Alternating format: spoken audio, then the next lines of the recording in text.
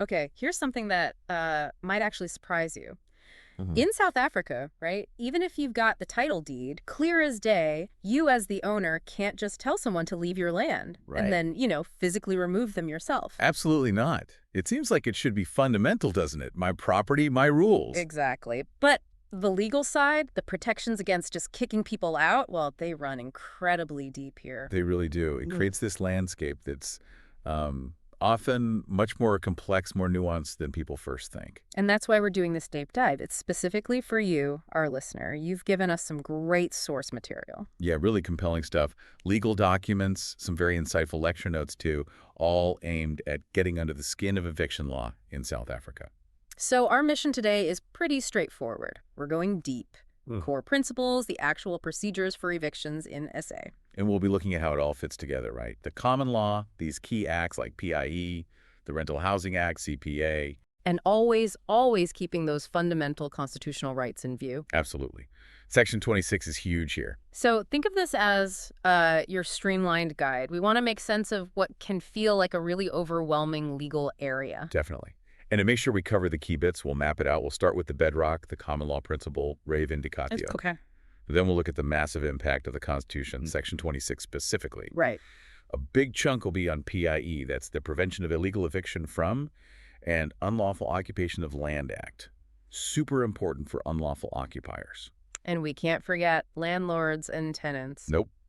We'll touch on the Rental Housing Act, the Consumer Protection Act, how they regulate things. And then the courts, Yeah. the procedures, how they balance everything. Exactly. We'll look at some key cases that really show that balancing act in practice. Okay, sounds like a plan. Let's dive in, starting with that foundation.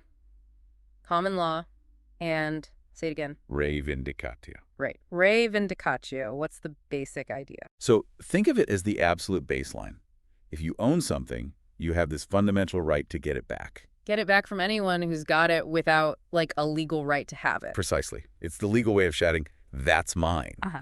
And there's a key case you'll see in the materials, Chetty v. Naidu. It really laid out the basics. What did it say? Well, the owner needs to prove two main things. One, they actually own the property. Two, the person they want out is in possession. Seems straightforward. It is, but there's a kicker. Okay. If the owner originally gave permission for the person to be there, Like a tenant whose lease ended. exactly, or even informal permission, then the owner also has to prove that permission, that consent, has been properly terminated, withdrawn. Okay. So pure ownership isn't always enough if there was prior consent. Correct. In its purest form, it's simple. I own it, you shouldn't be here, leave. But, like you said, Modern law complicates things. massively. That underlying rate, it still exists, but how you use it, how it's applied, well, it's been profoundly reshaped, constrained, really. By what mainly? Subsequent laws, and number one, most importantly, the Constitution. So the title deed gives you the right, but the Constitution and other laws put up guardrails. That's a great way to put it. Guardrails. To ensure fairness, prevent arbitrary evictions. It's a world away from just mine is mine. Which brings us neatly to that constitutional cornerstone, Section 26, the right to housing. How big a deal is this? It's fundamental. Section 26 guarantees everyone the right to access adequate housing. That's huge. And for evictions specifically. Subsection 3, that's the key part here. It explicitly says no one can be evicted from their home or have their home demolished without a court order. A court order, not just the owner deciding. Exactly. And that order can only be granted after the court has considered all the relevant circumstances. Wow, so that one subsection just changed everything for property rights. Pretty much. It shifted eviction from just an ownership claim to, well, a fundamental human rights issue. It needs judicial oversight. It's the absolute bedrock of modern eviction law in South Africa. So the idea of just, I don't know, changing the locks or physically removing someone, that's definitely out. Absolutely. 100% out. Yeah. Section 26 makes those self-help evictions illegal. It's emphatic. Okay. Any eviction has to go through the courts, a proper legal process. And this is where PIE comes in. This is exactly where PIE comes in. The Prevention of Illegal Eviction from an Unlawful Occupation of Land Act. It's the main piece of legislation that puts those constitutional principles from Section 26 into practice. PIE, it sounds quite protective. Who's it protecting? Well, PIE defines an unlawful occupier. That's the key term. And who is that according to PIE? It's someone who occupies land without the owner's consent, explicit or implied consent, Okay. or the consent of the person in charge. Mhm. And crucially, they don't have any other legal right to be there, like no lease, no servitude, nothing. Got it. And you said PIE builds on common law. It doesn't just replace re vindicatio. Correct. It supplements it. The owner's underlying right is still there, but PIE adds these significant layers. Procedural requirements, substantive conditions, you have to meet them before an eviction can happen legally. Okay. Now, there's this perception sometimes, isn't there, that PIE is somehow anti-owner. Biased. Yeah, you hear that a lot. But it's not quite accurate, or at least it misses the point of the law. What was the point then? The aim, as your sources probably stress, wasn't to prejudice owners. It was about striking a more equitable balance. Between the owner's rights and the occupier's situation. Exactly. Acknowledging property rights, yes, but also the vulnerability of people facing displacement. It's a balancing act. So even if a lease ends, say, it expires or there's a breach. The owner can't just immediately say, right, you're an unlawful occupier, PIE applies, get out. No. No. You still have to follow procedures. Formally withdraw consent. That's a necessary step before PIE even fully kicks in for that ex-tenant. Which brings us to the notice to vacate. Why is that so important? It does a few crucial legal jobs. First, it's the formal withdrawal of consent we just talked about. That's key to establishing the person is now an unlawful occupier. Okay, step one. Step two, it tells the occupier their right to be there is canceled. Clear communication, important if it goes to court. Makes sense. And thirdly, specifically for leases, you've also got the Consumer Protection Act, the CPA. Yes, how does that fit in? The CPA often requires, for fixed-term agreements, 20 business days of written notice if you're canceling because of a breach. So that notice period needs respecting, too. It adds another layer. Right, lots of notice requirements. Okay, so you need consent withdrawn, notice is sent. Who can actually start this whole court process for eviction? The locus standi. The registered owner, obviously, they always have the standing. But anyone else? Yes, others with legitimate authority over the property. Think the executor of a deceased estate, Okay. or a curator appointed for someone who can't manage their own affairs, Right. or even an agent. If an agent was legally authorized by the owner to grant permission to occupy in the first place. They could potentially also start the eviction. Exactly, if things go south. Yeah. So it's not only the registered owner, but they are the primary party. Okay. Now, something I saw in the lecture notes, quite technical maybe, but important. PIE evictions. Should they be an action or an application in court? Why does that matter? That's a really critical point, actually. And it does make a real-world difference. How so? Well, traditionally, especially in the magistrates' courts, there was some confusion. Action. Application. High court generally preferred applications. And now? Now, there's a case, relatively recent, DNN Technologies v. Mdwara. You probably saw it highlighted. I did, yes. It provided much-needed clarity. The court basically said, looking at PIE properly, evictions against unlawful occupiers must be brought using an application. Not an action, not summary judgment. Correct. Application procedure. And why is that better or different for the person facing eviction? Because the application procedure tends to encourage a more inquisitorial role for the judge. Meaning they dig deeper, not just look at the paperwork. Exactly. They have to actively consider if the eviction is just and equitable. That's built into PIE. An action is more adversarial focus on legal points, who wins the argument. The application route forces the court to look harder at the fairness aspect. So DNN Technologies is really a safeguard for the occupier, ensuring the court properly considers fairness. Precisely. It ensures the court does its job under PIE, even if the occupier doesn't file opposing papers. The judge still has to be satisfied. It's just and equitable. That makes a lot of sense. So PIE is about fairness, circumstances. What about vulnerable people? Does PIE give them specific extra protection? It absolutely does. PIE has specific sections, equity provisions built right in. Like what? Okay, Section 4, subsection 6. This deals with people who've been occupying the land for less than 6 months. Yeah. In those cases, the court is explicitly told, you must consider the specific needs of children, the elderly, households headed by women, and people with disabilities. When deciding the eviction date. Exactly. When deciding if eviction is just and equitable, and if so, setting a fair date, those groups get special attention. And what if someone's been there longer? Say, more than 6 months? Then Section 4, subsection 7 kicks in. It's even stronger. Oh, so... The court must consider all those factors from 4 to 6 children, elderly, disabled, women-headed households, plus another big one. Which is? whether alternative land or accommodation has been made available or can reasonably be made available Back to. by the municipality or another organ of state, maybe even another private landowner, though that's rarer. So the court has to look at relocation options. Yes, it broadens the inquiry significantly, the state's role, potential solutions. It's not just about the owner versus the occupier anymore. Can you give an example? Sure. Imagine an elderly woman lived informally on a property for, say, 5 years. No formal lease. Under Section 4.7, the court can't just say, no lease, out you go. They have to look dupper. They have to consider her age, her vulnerability, and critically, they have to ask, does the local municipality have anywhere suitable for her to go? Yeah. That must be factored in before deciding on eviction. But this focus on just and equitable, does it mean the owner's rights just disappear if the occupier is vulnerable or been their ages? No, not at all. And that's important. There's a constitutional court case, Grubler v. Phillips, that makes this really clear. What did it say? It stressed that just and equitable doesn't mean ignoring the owner's rights. It doesn't mean just bowing to the occupier's personal preferences either. It's a balance again. It's always a balance. Considering everyone's rights and needs in that specific situation, vulnerability, length of stay, they're major factors, yes. But they don't automatically guarantee someone can stay indefinitely. Especially if PIE procedures weren't followed properly, or if the owner really has no other option. Exactly. It's not a blank check for the occupier. The owner's circumstances matter too. Okay, so we know you need a court order. PIE adds protections. What does the actual eviction process under PIE look like, step by step? Right. It starts with something mandatory.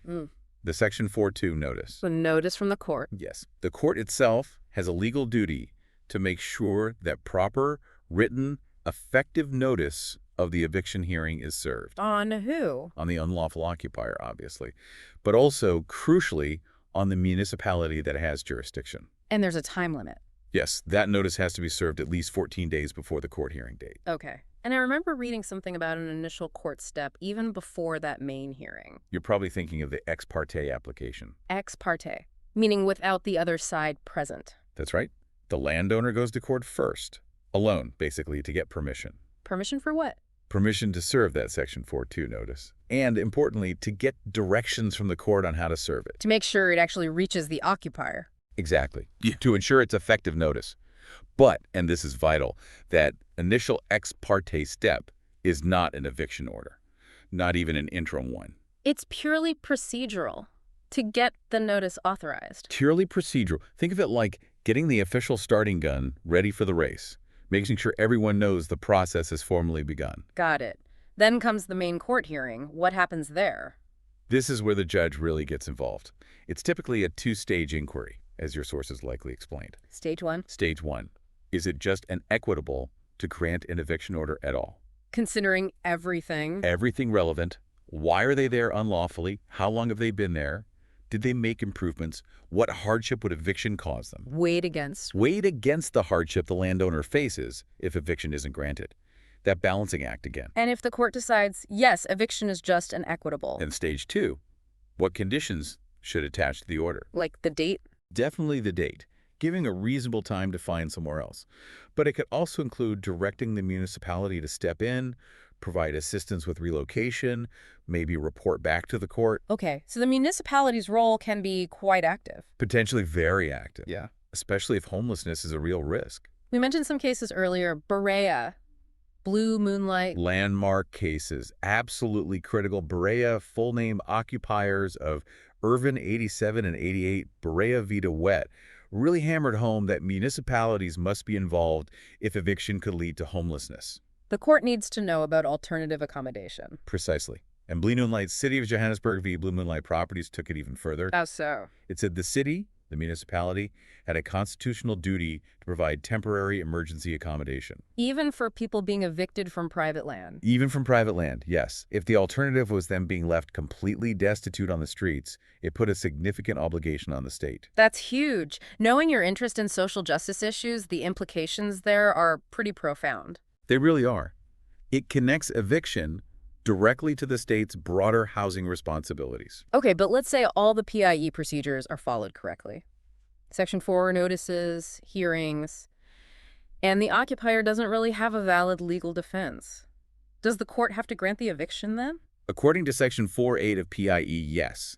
If the court is satisfied all the procedural steps were met, and there's no valid defense, Then it must grant the order. it must grant an eviction order. But, importantly, the court still has discretion Discretion on what? on the when and the how, determining a just and equitable date for the eviction and imposing conditions around the process. Ah. So even then, it's not just a rubber stamp. Right. And once that order is final, granted by the court, how does it actually happen? Who enforces it? That falls to the sheriff of the court. Which sheriff? Okay. The court order will specify a date. The occupants have to be out by then, if they aren't. The sheriff removes them. The sheriff is authorized to physically remove them, yes. What if it's, like, a lot of people? In large-scale evictions, the sheriff could be authorized to get help. Independent contractors, for example. And what about resistance? Police involvement? If there's a risk of conflict, yes, the sheriff can request backup from the South African Police Service, SAPS. In very rare, extreme cases, even the defense force. But that's highly unusual. Okay. So PIE handles the unlawful occupiers. But what about the everyday landlord-tenant situation? Formal leases. Does PIE apply there too if things go wrong? Well, PIE applies once someone becomes an unlawful occupier. So if a lease is lawfully terminated and the tenant refuses to leave, then they become an unlawful occupier, and PIE procedures kick in for the eviction itself. But before that point, while the lease is still technically active or during the termination process? Right. That stage is primarily governed by other laws. The Rental Housing Act is key. What does that cover? It sets out rules for things like lease termination requiring written notice, usually a month for periodic leases. It also set up the rental housing tribunals. Tribunals, what can they do? They can sort out various disputes, unpaid rent recovery, orders about unlawful utility cutoffs, spoliation orders if the landlord unlawfully takes possession.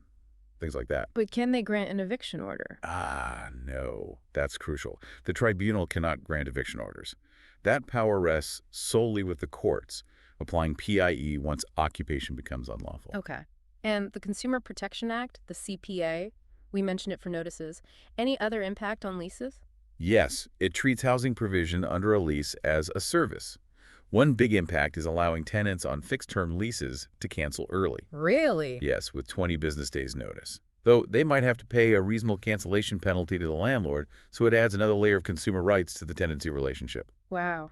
It really sounds like trying to navigate all this without a guide would be, well, a nightmare. It's definitely an intricate web, you're right. You've got the Common Law Foundation. Then the Constitution and PIE layering on protections, especially for vulnerable occupiers. Then the Rental Housing Act and CPA adding specifics for landlords and tenants. Exactly. And it's really in the case law, the court judgments, where you see how judges grapple with balancing all these competing rights and rules in real-life situations. Let's dig into a few more of those key cases then. We mentioned Berea and Blue Moonlight regarding municipalities. What were the absolute core takeaways from those? Okay, Berea.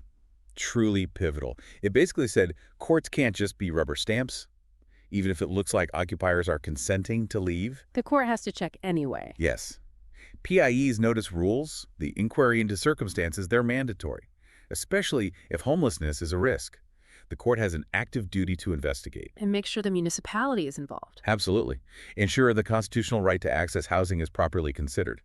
Blue Moonlight then hammered that home even harder. By saying the municipality had to provide temporary housing. Even for occupiers on private land, if eviction meant homelessness.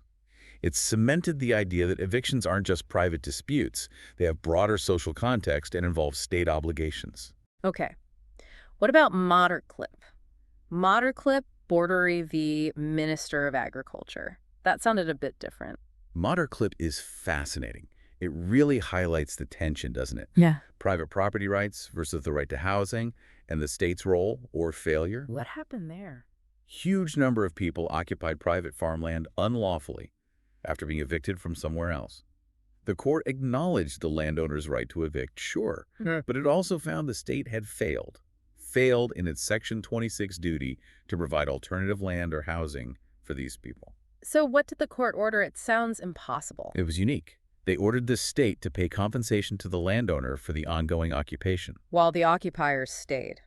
Temporarily. Exactly, while they stayed temporarily until the state came up with a proper longer-term solution. Wow. So the state can be held liable for failing its housing duty, even in a private land dispute. That's the massive takeaway from Modderklip. The state has a positive duty to act to realize the right to housing and can be held accountable if it doesn't. Okay. And Grobler v. Phillips. We touched on it regarding the just and equitable balance. Right. Grobler shows the complexities when dealing with long-term informal occupiers. The lower courts had focused heavily on the occupier's long stay and vulnerability. But the Constitutional Court overturned it? Yes, largely on more technical legal grounds relating to whether PIE was correctly applied, and the interaction with another law, ESTA, which applies to farm dwellers. So what's the key lesson from Grobler? It emphasizes that PIE's protections kick in when someone fits the specific legal definition of an unlawful occupier under that act, and the proper PIE procedures must be followed strictly. So just being there a long time isn't automatically enough. Not necessarily if there's no clear legal basis for being there, or if the correct statutory process hasn't been followed. It highlighted the importance of the legal framework itself. And finally, that DNN Technologies case again, procedural focus. Absolutely. DNN Technologies v. Mtawara, a strong recent reminder. Procedure matters. PIE evictions need that court application. Even if the occupier doesn't fight it. Even then, the court still has an independent duty. It has to actively inquire into the PIE factors, just and equitable circumstances, etc. It can't just tick the box because there's no opposition. Procedure ensures fairness is properly considered. Okay, so given all these laws, procedures, court considerations, what kind of actual defenses could someone raise if they're facing a PIE eviction? Well, there are several possibilities. They could argue their right to be there was never actually canceled properly. Like a faulty termination notice for a lease. Exactly. Or maybe they claim a specific legal right to the property, not ownership, but a limited real right. Like what? Things like habitatio, the right to live there, or use the right to use it. Maybe even use the Frick right to enjoy the fruits or income from it.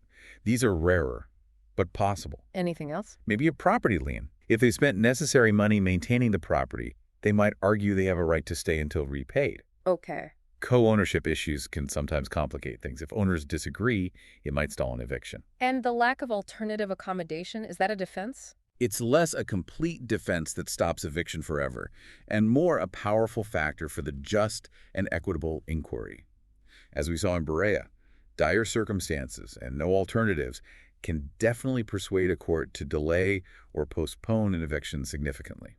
Right, so it's crystal clear. Lawful eviction means court order. What happens if an owner just ignores all this, tries to evict someone themselves? That's called self-help, and it's a very bad idea legally. Why? What are the consequences? Well, first off, Section 8 of PIE makes it a criminal offense. Criminal. You could be charged. Yes. You could face criminal charges, potentially a fine, or even prison time up to 3 months, the Act says, or both. Wow. Plus, the person unlawfully evicted can lay those criminal charges. They can also go to court themselves. To get back in. Exactly. They could apply for a spoliation order. That's a quick remedy aimed purely at restoring possession that was taken unlawfully. So the court can order the owner to let them back in. Yes.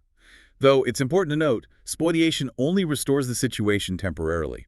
It doesn't decide the underlying right to occupy.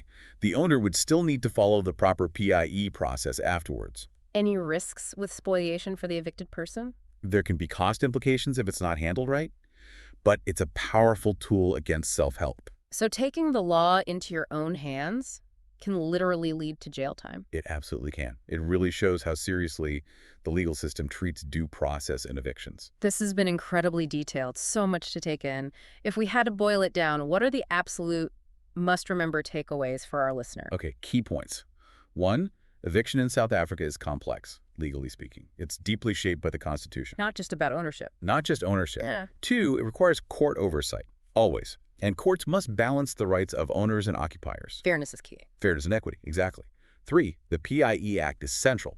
It gives major protections to unlawful occupiers, sets procedural hurdles, and forces courts to consider justice, vulnerability, homelessness. And municipalities have a role. 4, yes.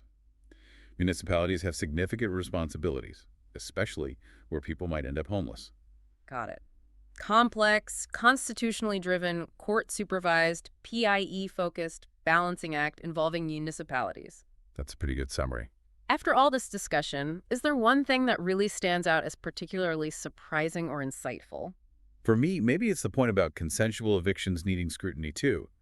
The Berea case showing courts can't just accept an agreement if homelessness looms. The court has to protect people even from potentially bad agreements they make. In essence, yes, protect vulnerable people from making decisions perhaps under duress or without fully grasping their rights under PIE. It shows a really strong protective stance in the law. So why should our listener, having gone through all these legal details with us, really care about this stuff? Because understanding eviction law gives you this crucial window, doesn't it? Into how power works in society, how human rights are protected or not, how the law tries to handle really difficult social problems. Whether you're an owner, a tenant, Or just someone interested in fairness, social justice, the rule of law. Grasping these principles helps you understand how we try to balance property rights with basic human needs. Especially given you compiled these detailed notes, you clearly see the significance of striking that balance. definitely. Okay, final question then. A provocative thought for our listener to mull over. How about this?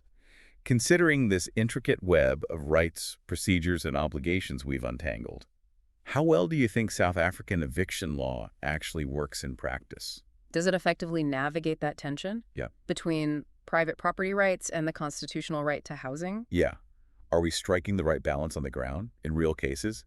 And what are the knock-on effects for, say, urban development, land ownership patterns, society as a whole, as this law keeps evolving? Some really big, important questions to ponder. If you do want to explore further, researching those key cases, Berea, Blue Moonlight, Clip is a great start. Or check out resources from legal aid groups. Definitely worthwhile. Thank you so much for joining us on this deep dive.